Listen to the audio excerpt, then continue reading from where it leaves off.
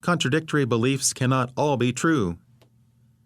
In his landmark book, The Closing of the American Mind, Chicago philosophy professor Alan Bloom pointed out that the one virtue in America these days seems to be openness to anything and everything as equally valid behaviors or points of view. Any and every opinion is greeted with equal tolerance, not conviction, but tolerance. It would be unacceptable dogmatism in most circles today to say that truth exists. That would mean that those who did not accept it would be wrong, and no one must be wrong. Dr. Bloom points out that we have become so open to everything that our minds have been closed to the idea that something may indeed be true and something else false. The closing of the American mind through openness to everything.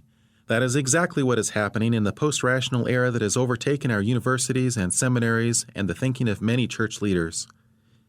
Again, simple logic would refute this idea of all roads leading to the same place.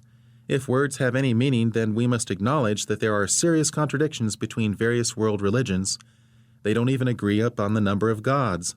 Millions for Hindus, one for Muslims, none for Buddhists, much less upon their identity or nature. Nor do world religions agree upon how to appease their god or gods, or how to reach their version of heaven after death. Jesus claimed that He is the only way to heaven. I am the way, the truth, and the life. No man cometh to the Father but by me. John 14:6. He went so far as to say, all that ever came before me are thieves and robbers. John 10:8. And that includes Buddha, Confucius, and so on. Christianity stands not only in contrast, but in opposition to all of the ways to heaven offered by the world's religions.